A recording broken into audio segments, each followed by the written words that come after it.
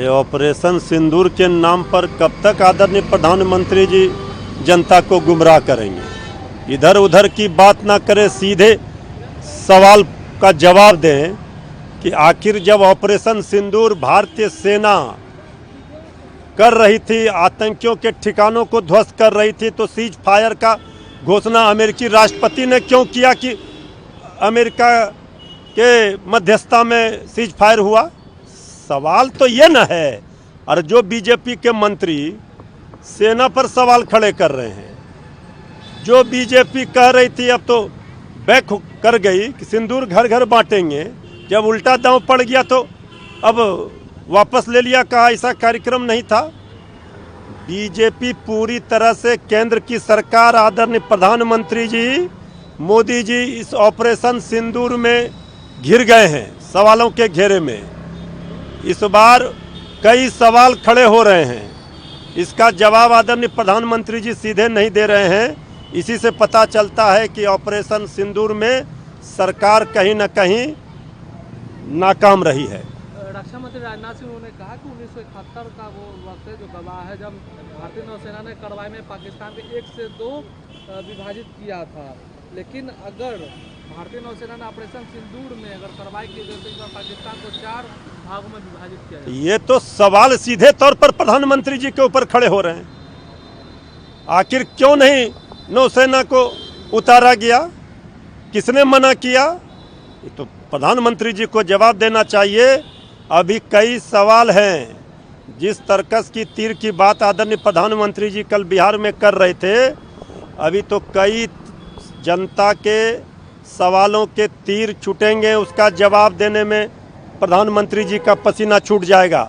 भारतीय सेना के शौर्य, पराक्रम और वीरता पर भी आदरणीय प्रधानमंत्री जी ने जिस तरह से पानी फेर दिया सीज फायर करके, आज भी हमारे 26 जो लोग मारे गए भारतीय, हमारी माँ बहनें जो विधवा हुई, उसका बदला नहीं लिया गया। वो चारों कहाँ हैं आतंकी, ये बताएं सरकार। मंत्री अमित शाह ने कहा है कि 118 पाकिस्तानी घुसपैठ व नस्ल। देखिए आदरणीय अमित शाह जी, आपके कहने से नहीं होगा।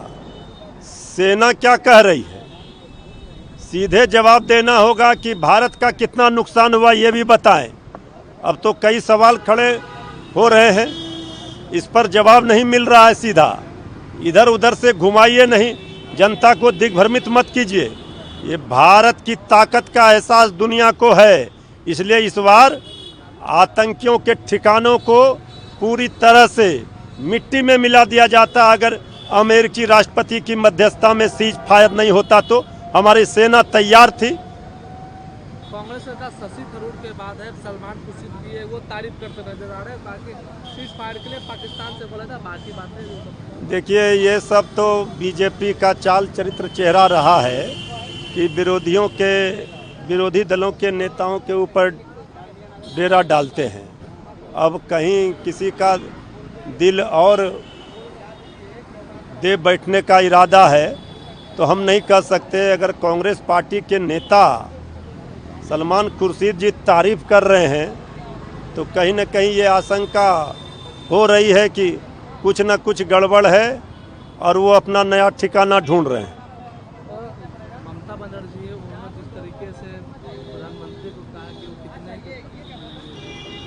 देखिए ममता दीदी ने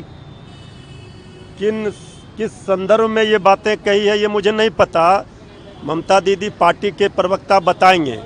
लेकिन जो सवाल, असली सवाल है, वो सवाल तो हर देश का नागरिक पूछ रहा है। ऑपरेशन सिंदूर के नाम पर ये सिंदूर खेला ना करें, सिंदूर की कीमत को समझें, यही ममता दीदी ने कही है। चूँकि ममता दीदी महिला हैं, उनको पता है कि ये सिंदूर के नाम पर सियासत ये देश की माताएं बहनें बर्दाश्त नहीं कर सकती। आरजेडी ने नया वीडियो जारी किया है और कहा है कि ठग्गू के जुमले के बहकावे में बिहारी अब नहीं आएगा। जिस तरीके से प्रधानमंत्री बिहार की 14 करोड़ जनता ठगा हुआ महसूस कर रही है।